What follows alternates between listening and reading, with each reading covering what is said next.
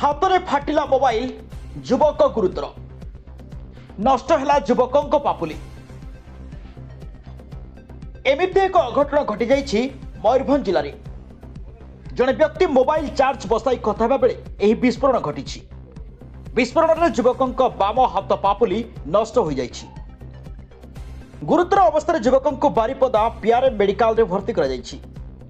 ଗୁରୁତର ଯୁବକ ଜଣକ ହେଉଛନ୍ତି ଝାଡ଼ଖଣ୍ଡର ପୂର୍ବ ସିଂଭୂମ ଜିଲ୍ଲା ଜାମବଡ଼ି ଗାଁ ମନଦୀପ ସିଂ। ମନଦୀପଙ୍କ ବାମ ହାତ ପାପୁଲି ନଷ୍ଟ ହୋଇଥିବାରୁ ତାଙ୍କ ହାତର ଅସ୍ତ୍ରୋପଚାର କରାଯାଇଛି।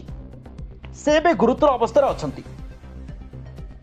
ତେବେ ମୋବାଇଲକୁ ଚାର୍ଜରେ ବସାଇ କଥା ହେବା ବେଳେ ଏହି ବିସ୍ଫୋରଣ ଘଟିଛି।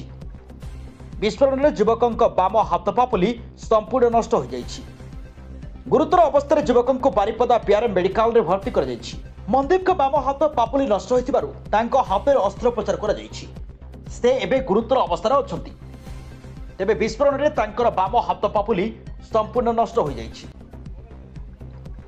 ମୋବାଇଲ ଚାର୍ଜ ବସାଇ କଥା ହେବା ବେଳେ ଏହି ବିସ୍ଫୋରଣ ଘଟିଛି।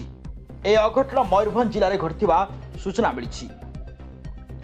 ମନଦୀପଙ୍କ ଅବସ୍ଥା ଏବେ ଗୁରୁତର ଥିବା ସୂଚନା ମିଳିଛି।